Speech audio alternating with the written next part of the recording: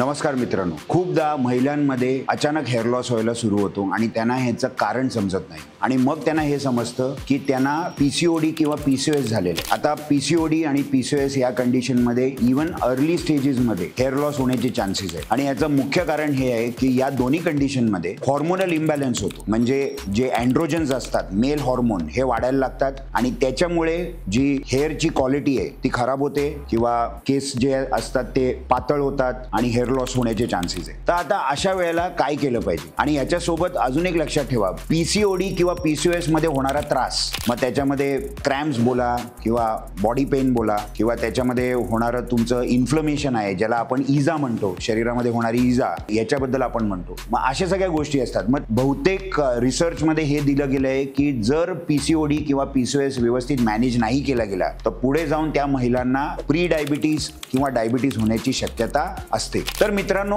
इथे काय केलं पाहिजे, तर मी तुम्हाला 3 पॉइंट इकडे सांगेन जे अत्यंत महत्त्वाचे आहेत आणि पीसीओडी किंवा पीसीओएस झालेल्या महिलांनी हे फॉलो केलं पाहिजे। पहिले तर समजून घ्या, पीसीओडी जी असते किंवा पीसीओएस जी असते ही शरीरामध्ये झालेली इन्फ्लमेशन आहे, त्यांच्या ओव्हरीज मध्ये, रिप्रोडक्टिव्ह ऑर्गन मध्ये झालेलं एक इन्फ्लमेशन आहे, म्हणजे ज्याला आपण इजा म्हणतो सोप्या भाषेत। मग इकडे त्या महिलांनी इन्फ्लमेशन कमी करण्यासाठी अँटी इन्फ्लमेटरी फूड खाणे अत्यंत महत्त्वाचं आहे। तर पहिली गोष्ट तर त्यांनी अँटी इन्फ्लमेटरी फूड आपल्या जेवणामध्ये, आपल्या आहारामध्ये ऍड करणं इम्पॉर्टंट आहे, बरोबर आहे। म्हणजे त्याच्यामध्ये हिरव्या पालेभाजी झाल्या, ग्रीन लिफी व्हेजिटेबल आले, मग त्याच्यासोबत तुम्ही जर त्याच्यामध्ये बघितलं टोमॅटोज, तर टोमॅटोमध्ये एक इम्पॉर्टंट कंपोनंट असतो लायकोपिन, ते घेऊ शकतात। ओमेगा 3 झालं, अशा गोष्टी डेफिनेटली तुमच्या डाएटमध्ये तुम्ही ऍड केलं पाहिजे। ओके, ह्याच्याने तुमच्या बॉडीमध्ये इन्फ्लमेशन कमी होणार। किंवा हळद जर तुम्ही बघितलं, हळदीमध्ये कर्क्युमिन नावाचं एक कंपोनंट असतं। ब्लॅक पेपर पण अँटी इन्फ्लमेटरी आहे, जी काळी मिरी असते ते पण अँटी इन्फ्लमेटरी प्रॉपर्टी तुम्हाला देणार। त्याच्यामध्ये तुम्ही ब्लूबेरीज बघितलं तर ब्लूबेरीज पण तुम्हाला अँटी इन्फ्लमेटरी प्रॉपर्टी देणार। स्वीट पोटॅटो आहे, अशा भरपूर गोष्टी असतात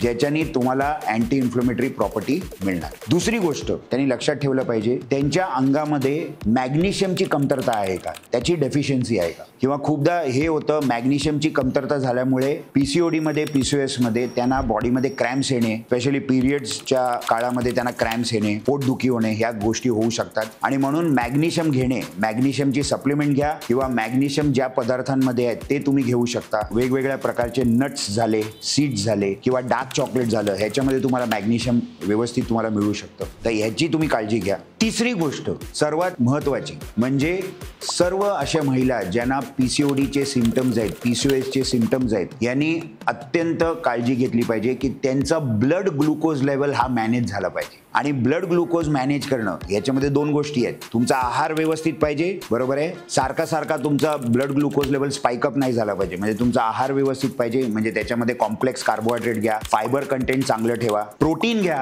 फर्स्ट क्लास प्रोटीनची गरज असते ज्याने तुमचा ब्लड ग्लुकोज लेवल चांगला मॅनेज राहणार। दुसरी गोष्ट आहे व्यायाम, एक्सरसाइज इज एक्स्ट्रीमली इम्पॉर्टंट। जी एक्सरसाइज तुमच्या बॉडीमध्ये जास्तीत जास्त कॅलरी बर्न देईल अशा गोष्टी करा, बरोबर आहे। माझं सजेशन आहे की पीसीओडी किंवा पीसीओएस झालेल्या महिलांनी आपला बेझल मेटाबॉलिक रेट वाढवला पाहिजे, म्हणजे त्यांच्या शरीराचा कॅलरीज जाळण्याचा दर हा वाढला पाहिजे आणि त्याच्यासाठी त्यांनी आठवड्यातनं 3दा, कमीत कमी 3दा वेट ट्रेनिंग करणे, वजनी व्यायाम करणे अत्यंत गरजेचं आहे, कारण का त्याच्याने तुमचा मेटाबॉलिक रेट वाढतो। तुम्ही 2दा किंवा 3दा कार्डिओ पण करू शकता त्याच्यासोबत। आणि तुमच्या बॉडीमध्ये पेन कमी करण्यासाठी किंवा एक हॉर्मोनल बॅलन्स मेंटेन करण्यासाठी तुम्ही योगाचा वापर पण करू शकता। योगामध्ये पण भरपूर पोजेस आहेत, जसं की चाइल्ड पोज आहे किंवा कॅट अँड काव पोज आहे, जे अशा वेळेला तुम्ही करू शकता। तर अशा गोष्टींचा तुम्ही वापर करू शकता, मेडिटेशन करू शकता, ओके, जेणेकरून तुम्हाला स्ट्रेस आणि एन्झायटी येते जे अशा काळात, ते तुम्ही आरामात मॅनेज करू शकता। तर तुम्ही अशा गोष्टींचा वापर करा